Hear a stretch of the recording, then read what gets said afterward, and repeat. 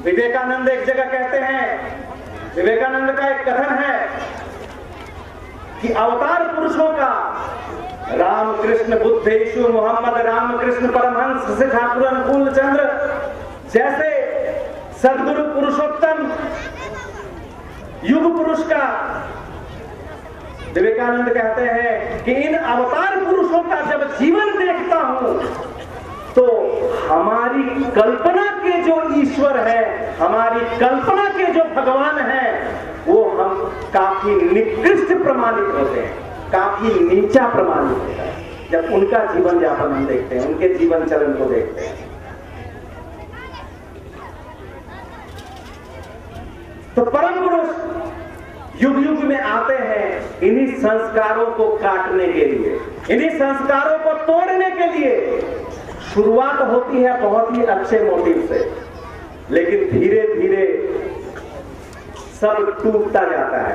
आज ही हम ये उत्सव कर रहे हैं, ठाकुर जी को लेके आनंद कर रहे हैं, लेकिन इस आनंद क्यों कर रहे हैं? आज हम एक जगह क्यों इकट्ठा हैं?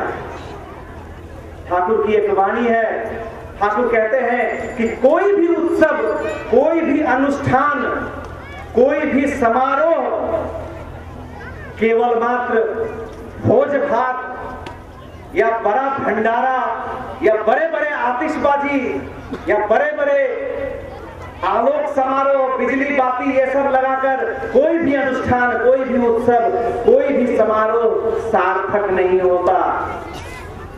उत्सव सार्थक कैसे होता है?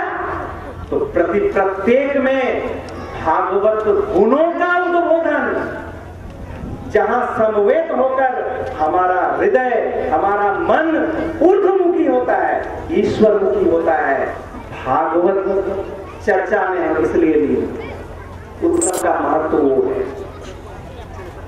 अभी प्रदीपदा कह रहे थे कि शादी, दाम्पत्य जीवन का क्या है उद्देश्य? ठाकुर कहते हैं दो, विवाह का दो उद्देश्य है, सुप्रजनन और एक उन्नयन।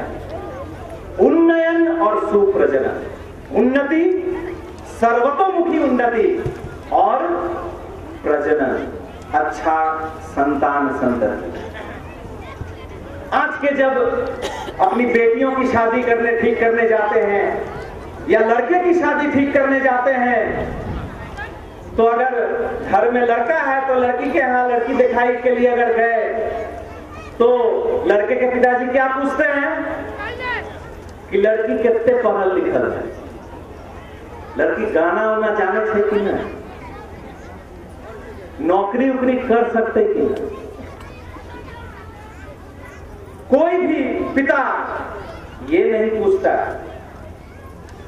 कि लड़की अपने माता पिता की सेवा करती है या नहीं। लड़की के घर में जब कोई मेहमान आते हैं या कोई नाते रिश्तेदार आते हैं, उनकी देखभाल ठीक से करती है, सबको खाना पीना ठीक से खिलाती है कि नहीं, या उस लड़की के माता पिता का संबंध कैसा है, जिस वृक्ष का वो फल है वो वृक्ष कैसा है, वो वंश कैसा है, वो खानदान कैसा है, नहीं देखते। और अगर घर में लड़की है तो कैसा लड़का चाहिए? तो अच्छा कमावे वाला लड़का है कि नहीं, उस लड़के का चलन ठीक है या नहीं, उस लड़के का चरित्र ठीक है या नहीं, वो लड़का अपने माता पिता को मानकर चलता है या नहीं, उसके जीवन में मातृभक्ति पितृभक्ति अटूट है या नहीं, इसकी खबर कितने पिता लेते हैं? उद्देश्य भटक गया है। जिस उद्देश्य से जिस अनुष्ठान करते हैं, उस अनुष्ठान के उस उद्देश्य से हम भटक चुके हैं। आज घर घर में उपवास करते हैं, आज घर घर में हम कोई भी अनुष्ठान होता है तो उपवास करते हैं। अभी कह रहे थे कि सही में श्री ठाकुर का इस युग में आगमन, अगर अस्त्र, सबसे बड़ा अस्त्र अगर ठाकुर जी के हाथ में है तो वो शब्दों का अस्त्र है। ये धर्म की जो ग्लानि है, तो जब जब धर्म की ग्लानि होती है तब तब परम पुरुष को आना पड़ता है। ये ग्लानि है क्या? तो ये शब्दों का भी ग्लानि है। जिस शब्द का जो अर्थ है हम उसको उल्टे अर्थ में व्यवहार करते हैं। ठाकुर कहते हैं धर्म होता है ध्री धातु से उसका उद्भव हुआ है, और ध्री मतलब हुआ धारण, और उस धारण में ही है पालन और पोषण। तो जो इस जीवन को, जो इस सत्ता को जो धारण करता है, कायम रखता है, वही पथ, वही आचरण धर्म है। लेकिन हमारे लिए धर्म क्या है? तो हमारे लिए धर्म है कि हम एक गेरुआ वस्त्र पहन लें, हम टीका लगा लें, हम 2 फूल चंदन लेके चढ़ा दें, हमारे लिए वही धर्म है। हमको कहेगा कि बहुत धार्मिक पुरुष है। अभी थोड़ी दिन पहले एक टीवी में समाचार आया था। समाचार में कह रहा था कि आजकल के नौजवान बहुत धार्मिक हो गए, आजकल के नौजवान बहुत धार्मिक होते जा रहे हैं।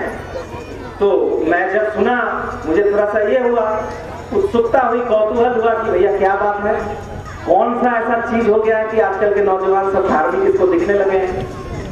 तो जब दिखाने लगा तो मैंने देखा कि कुछ लोग डिस्को में जा रहे हैं, पार्टी अटेंड करने जा रहे हैं, लेकिन शर्ट जो है, टी शर्ट जो पहने हैं वो नामावली वाला है, सीताराम सीताराम सीताराम सीताराम ये सब लिखा हुआ है। वो शर्ट पहन लिए हैं और जा रहे हैं कहाँ?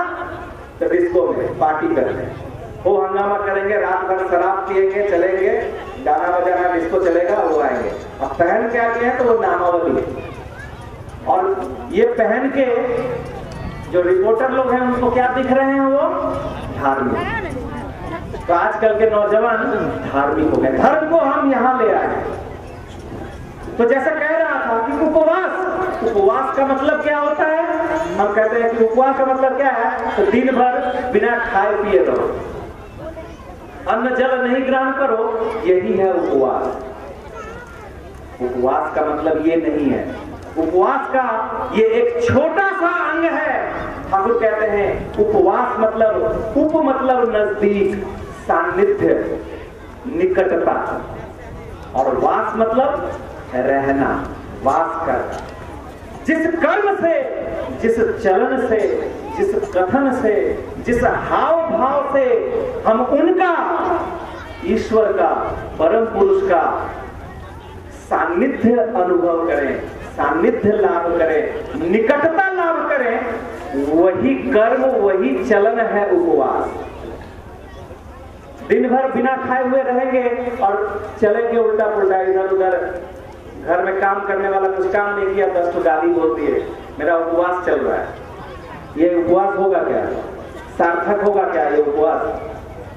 ये इस तरह की बहुत सारी बातें हैं। इसलिए ठाकुर कहते हैं कि एकमात्र परम पुरुष का संस्कार छोड़कर और जितनी सारी संस्कारें हैं सभी बंधन है।